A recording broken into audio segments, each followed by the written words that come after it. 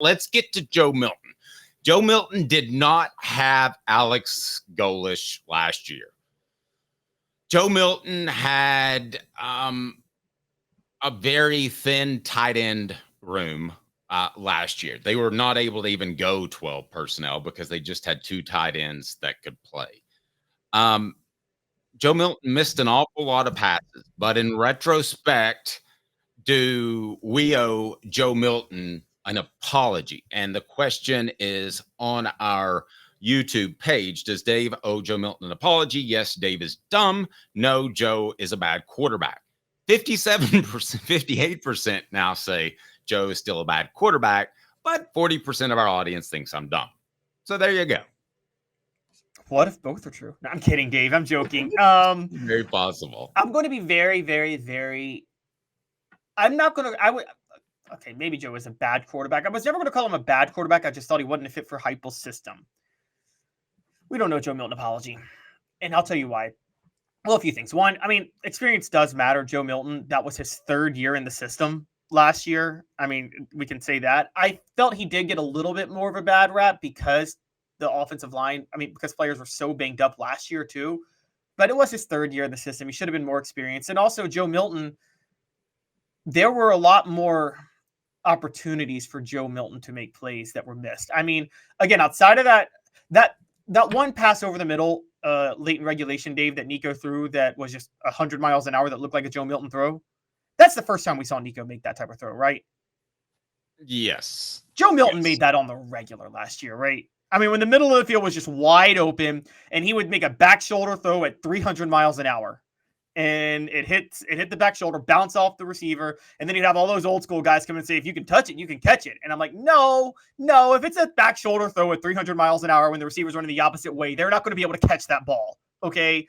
That's the first time.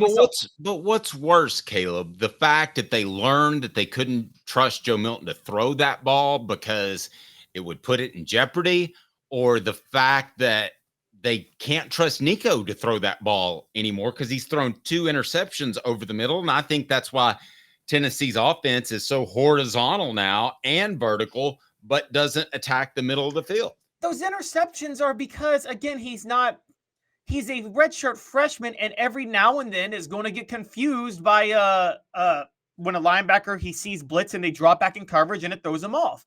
He's also thrown quite a few touchdown passes over the middle this year, in case you haven't noticed. And let me ask you that. Let's just take this very simple.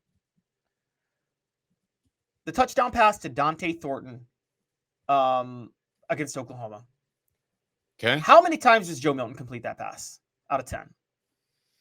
He might complete it a good number out of 10, but he doesn't lead him to the end zone, so to speak. I mean, that was a perfectly thrown ball. I don't think many guys throw that ball.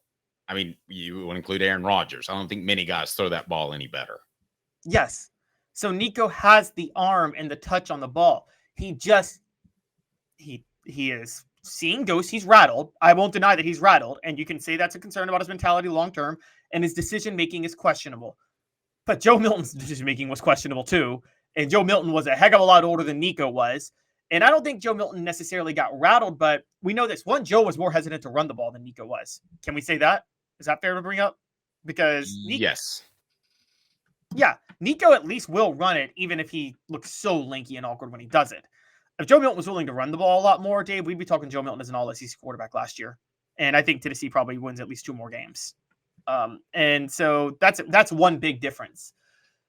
Nico, again, I don't think we owe Joe Milton an apology in comparison to Nico. Now, we owe Joe Milton an apology in the sense of, I did think that there were a lot of things that went wrong with the offense last year. And I think there were just key injuries in the wrong spots that we would never ask Joe Milton to overcome. And maybe we should be asking Nico to overcome it because he's the $2 million man every year.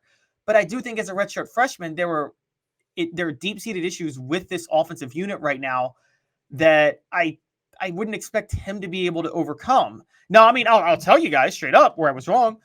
I think Hendon Hooker would have overcome this stuff easily. I think it's safe to say that if you give Hendon Hooker the keys to this offense, he's going to ball out, right? One reason is leadership. Dave, let's be honest. Lance Hurd and John Campbell would play better with Hendon Hooker because they'd be scared to not perform, wouldn't they? Probably be something to that. I'll give you that. I will also say that Hendon Hooker may have set the bar too high, which may be another reason that we, or me, owe Joe Milton an apology, which I'll address after a quick message from Double D Piping. Double D Piping provides full-service fire protection on any scale. From residential homes to government facilities, we can assist any customer through design, fabrication, installation, inspection, and demonstration of fire suppression systems. With 30 years of service across 5 states and a full staff with over 40 years experience, our quality can't be beaten. Don't get caught watching what you could have prevented.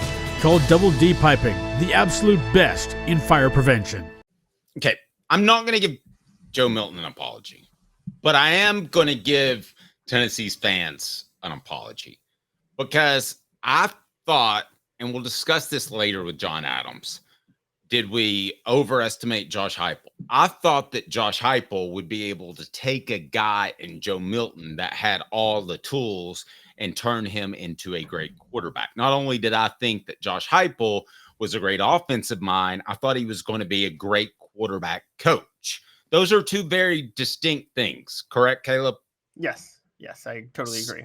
Yes. So teaching fundamentals and how to deliver the ball on a platform, as he likes to say, it never happened with Joe Milton, whose feet never seem certain, and it hasn't happened to this point with Nico. So I'll give you an apology, but my apology is I may have overestimated Josh Heupel. Now, that doesn't mean he can't win a championship, but I had him as a lock to win a national title at some point at Tennessee.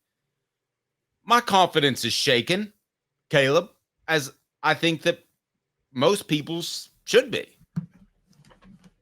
Yeah, I mean... And if you all out disagree with me and you think this is a bump in the road, Caleb, tell me. I mean, well, I was going to save this for the John topic later, but I'll just say ahead of time, I think Heupel's ego is getting in his own way. That's what I'll say for now, is I think Heupel thinks way too highly of himself and his ability. So I think that's kind of the issue. I think right now I don't want to sound all Jimbo Fisher when he used to be like, well, players there just didn't execute and just throw his players under the bus all the time. But honestly, Dave, with Nico, that was the case on Saturday. I mean, I'm just going to share this comment. Adam brings up a great point. Nimrod dropped the pass across the middle, got tripped up on one of the best deep balls of the season. Brazel let himself get pushed out of bounds on a perfect throw by Nico. I know he was carried, but Dave, you kind of got to fight to drag that foot. Remember that one? On the catch? Yeah, I'm going to go bad throw in that one. I think you've got to put it in the field of play. I think you put it in the field of play. You leave Brazel open to get rocked. And I think Nico knew that. So okay. We'll have to agree to disagree on that. I thought that was a bad ball. And the Nimrod drop, if he completes that, it never goes to overtime, right? And we're having a totally different discussion. Yes. And then there was also, I still maintain that Squirrel White slowed on that route because he misjudged the ball. And also, even if he didn't slow on the route, Dave, Nico practiced all season with a much faster Squirrel White than the Squirrel White we're seeing now, who's banged up. So don't you think he maybe estimated and timed Squirrel White maybe being a little bit faster to get to the ball because of what he's used to, and Squirrel White being banged up, is what messed up that deep throw? Well, it is a shoulder injury. I mean, it's not like it's a knee injury. Well, I mean, maybe that's why he couldn't stretch out to grab the ball. I mean, what I'm saying is that Squirrel White, it looked like he slowed. He did not look like Squirrel White on that run to catch the ball. Either he slowed up on purpose or he was too banged up to make the run. But I thought Nico put it where you would expect to put it with Squirrel White, running down the middle of the field. Okay, does Dave owe Joe Milton an apology? Yes, Dave is dumb. No, Joe is still a bad quarterback. Darth Ball says, guys, we are 5-1 with a strong chance to beat Bama and Florida and make a run at the playoffs on the back of a redshirt freshman quarterback and a redshirt freshman tackle that has less game experience than the quarterback. We are good. Go Vols. At the end of the day, I agree with all of that. But I think you would agree, Caleb, that if Nico's play doesn't elevate, Tennessee's not going to play whoever's fault it is, whether it's Heupel, whether it's not playing Ethan Davis anymore, whether it's injuries at receiver, whatever the case is. He's 8th in the SEC right now in quarterback ranking. If that doesn't improve, Tennessee's not going to make the college football playoff. Agree or disagree? Totally agree. That's absolutely got to improve. And we still don't know how the college football playoff selection committee is going to operate on here. I never liked the whole you just got to determine the best teams. I'm like, the actual outcomes of the game have to count for something, right? Like you're trying to win the game. But I don't know if they're going to hold it against Tennessee. Man, just the way they're winning and who they're beating. And so you're right. Nico's really got to step it up.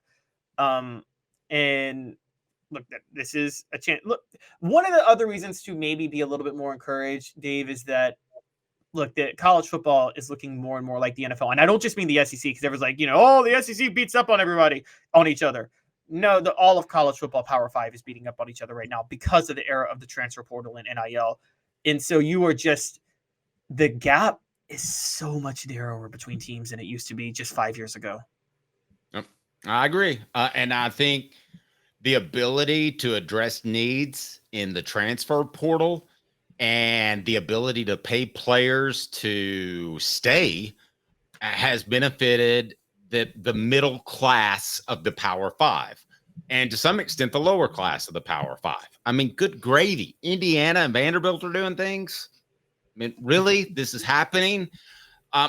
You really have no excuse as a head coach not to do pretty good things by your second or third year with the current standing. Now, I think things might change when the colleges bring it in-house as far as the spending. But until then, for instance, if I'm Southern California, I am so regretful of the contract I gave Lincoln Riley. I can't even put it into words. I mean, this is, at least with Jimbo Fisher, he had a championship. Now you're locked into this contract with Lincoln Riley for, I think, $70 million for the next 7 years. Caleb, so there are certainly worse places to be a fan than Tennessee, where I would say all in all, it's been a B+ year. An A+ takes an undefeated record. Yes, no, I absolutely agree. And look, we're like Tennessee is one fluke play from being undefeated, or maybe one play from being undefeated. They are a running into the punter away from being undefeated right now. Just let that sink in. They're a running into the punter away from being undefeated. Okay. Let's see where Nico stands on this. I don't think he appreciates it. All right, so stay tuned. He's Caleb Calhoun. What's that? Nico Iamaleava blocked you? Yeah, that's probably the latest column. And I hope I'm wrong, but I just see a guy that's uncertain. And I was wrong about Jonathan Crumpton, and he ended up having a great second half of his senior season. If it makes you feel better, I'm blocked by Josh Dobbs and Jared Garantano. So, it's okay. I mean, how do you get blocked by Josh Dobbs? He's the nicest guy in the world. How do I get blocked by Nico? Nico's incredible. I mean, sometimes they block people, not because they hate people, but I do know this. Some people do it. I don't think they know how to mute, and I think they just need to be able to tune out things because they know that if they go down the Twitter rabbit hole, they'll just, be at it all night. I'll tell you what, if I were him, I would get a flip phone.